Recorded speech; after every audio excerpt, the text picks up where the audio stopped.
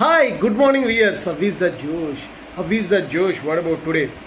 Today is Sunday, that too happy Sri Rama Navami. ఈరోజు అందరూ కూడా శ్రీరాముని దండం పెట్టుకొని పానకం వడపప్పు తింటే చాలా మంచి జరుగుతుంది.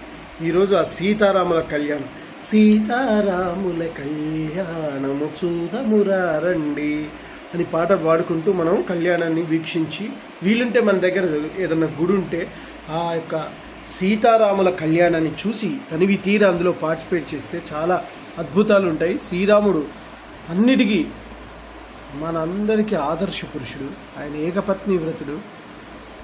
తండ్రి గారి ఆజ్ఞను అనుసరించి ఆయన కారడోలకు వెళ్ళాడు. గురువు గారితో పాటు వెళ్ళారు విశ్వామిత్రుడితో. సో చాలా ఆయన గురించి చెప్పాలంటే శ్రీరాముడు చాలా గొప్ప వ్యక్తి, ఆదర్శ పురుషుడు. ఎవరో ఒక కామన్ మ్యాన్ చెప్పిన దాన్ని బట్టి సీతను కారడోలకు పంపించాడు.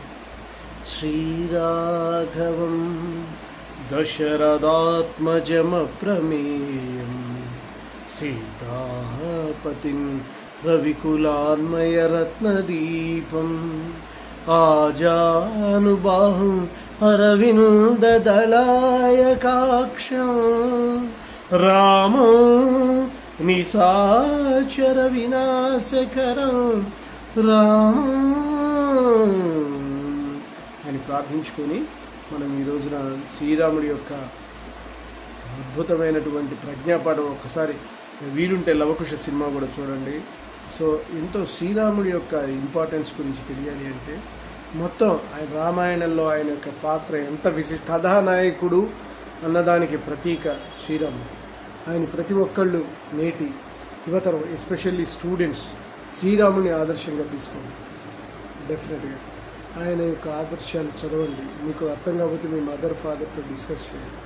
సో ఇప్పుడు ప్రతి ఒక్కళ్ళు నాట్ ఓన్లీ స్టూడెంట్స్ కాదు, డాక్టర్స్, లాయర్స్, ఇంజనీర్స్, ఏ ఏజ్ వాళ్ళైనా సరే.